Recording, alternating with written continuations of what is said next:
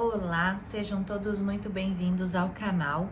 No vídeo de hoje nós vamos iniciar a leitura deste livro, A Igreja Doméstica e a Igreja Volta para Casa. Se você ainda não é inscrito no canal, te convido a se inscrever, ativar o sininho de notificações e também a curtir esse vídeo, para que o YouTube entenda que ele é relevante e possa distribuí-lo para ainda mais pessoas. Vamos iniciar então a leitura do nosso livro, A Igreja Doméstica e a Igreja Volta para Casa. Os editores são Irã Bernardes da Costa e Rogério Mendes Teixeira. Vamos lá. Prefácio. Nós sabemos que o ministério precisa ser dinâmico, precisa estar em constante movimento, em transformação, recebendo inovações, tudo dentro dos parâmetros bíblicos, teológicos, sociológicos e históricos. Dentre tantas revelações de Deus que já recebemos, temos o ministério de células. Entretanto, nesse livro, apresentamos algo que Deus está trazendo à luz, que nos dará um toque de excelência nesse aspecto do nosso ministério. Percebemos que a maioria dos cristãos ainda vive condicionada por um dualismo. Eles vivem no mundo e vão à igreja. Diante disso, temos a convicção de que precisamos de uma revitalização no ministério de células, atribuindo a elas sua mais intrínseca e orgânica peculiaridade, seu DNA, a domesticidade. Não queremos, com isso, condenar as diversas expressões da igreja corporativa e seus diversos ambientes. No entanto, queremos reforçar que, como família cristãs, fomos projetados para viver na igreja, pois, como corpo de Cristo, vivemos e movemos nele. Assim, desejamos receber uma profunda consciência dessa realidade, a qual poderá nos mover a uma tomada de decisão e nos levar a inaugurar a igreja doméstica em nossos lares. Compreendendo que o lar é o cenário onde travamos a batalha da vida cristã autêntica ou não autêntica, pois o lar é o epicentro dos relacionamentos das pessoas. Vamos juntos nessa aventura, nessa busca sincera e com profundo zelo, aguardando em Deus que nos seja mostrado ainda um caminho sobremodo excelente. Novembro de 2015, Os Editores. Capítulo 1. Introdução. Talvez você, a partir do título, tenha a impressão de que nas páginas desse livro encontrará mais um modismo no movimento de crescimento de igreja. É verdade que não temos a pretensão de pensar que somos os únicos que levantam esse tema. No entanto, temos percebido que há poucos estudos que focam adequadamente a igreja em seu ambiente doméstico. Assim, o que desejamos com esse trabalho é encorajar as famílias cristãs a ser igreja em seu mais íntimo ambiente, o lar. A igreja doméstica precisa ser compreendida sobre uma perspectiva que veja por trás da tradição cristã, com suas reuniões em templos e catedrais, nesses mais de 1800 anos. O que queremos dizer com isso? Nossas lentes, por melhores que sejam, são prejudicadas pela longa história e tradição que herdamos da igreja institucional e suas estruturas. Com essas palavras, não queremos diminuir o que nossos irmãos e irmãs de todos os tempos fizeram em prol do Evangelho absolutamente.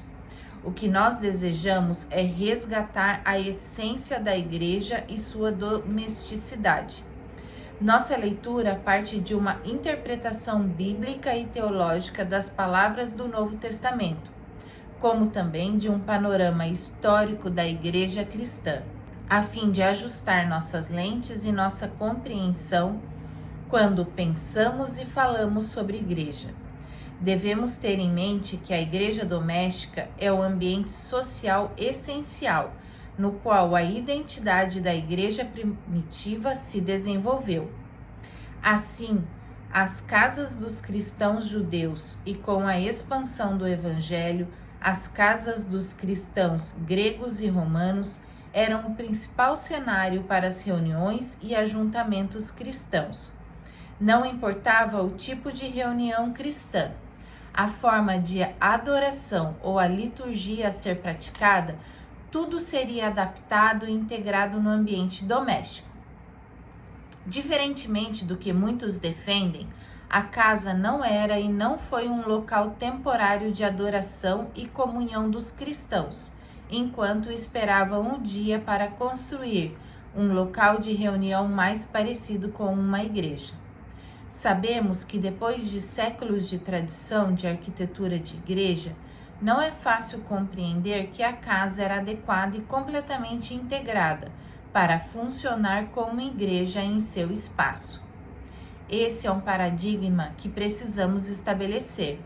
A casa era o ambiente da igreja. A casa como um ambiente social deve ser vista com mais seriedade, por seu papel essencial para a formação social da igreja cristã primitiva. A partir desse ajuste, em nossa perspectiva, podemos adentrar o livro, em sua primeira parte, a qual aborda os aspectos bíblicos e teológicos da igreja doméstica. Em Atos, temos o relato de que os primeiros cristãos diariamente partiam o pão em casa e comiam suas refeições, com alegria e singeleza de coração. Atos 2, 46. Estes encontros demonstram que a igreja deu continuidade à vida e ministério de Jesus, que andou entre as pessoas, entrando em suas casas. Nós veremos que as casas dos cristãos providenciavam um ambiente mais propício, no qual eles poderiam dar expressão aos laços de amor e afetividade. Dessa forma, igreja doméstica não é simplesmente um termo para designar onde os cristãos se encontravam. Pelo contrário, o seu caráter familiar contribuiu para a quebra e superação de barreiras étnicas, de diferenças sociais e da hegemonia dos homens sobre mulheres e crianças. Essas limitações culturais eram superadas pela ação e poder do Espírito Santo em um ambiente doméstico. A carta de Paulo a Filemão exemplifica como conflitos podem ser solucionados na igreja doméstica. Se por um lado as casas proporcionavam um ambiente com mais afetividade, o que aconteceria com a igreja com sua mudança para os grandes ambientes com suas formalidades? Nós perceberemos na segunda parte desse livro que a igreja enfrentou e ainda enfrenta um grande desafio a partir da cultura do templo, gerada com a mudança da matricialidade doméstica para os templos e catedrais. Não foi uma mudança que ocorreu repentinamente. O fim da perseguição imperial no início do quarto século levou a igreja a buscar novos caminhos a fim de atender às demandas dos povos que estavam debaixo do Império Romano. Assim, igreja e Estado se unem, e o rápido crescimento no número de membros das igrejas criam novas tarefas e geram tentações e seduções ainda não experimentadas pela igreja.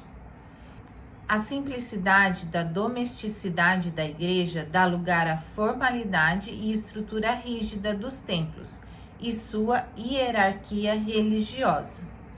Vamos terminando a leitura por aqui. Me diz aqui nos comentários qual sua expectativa para o início desse livro.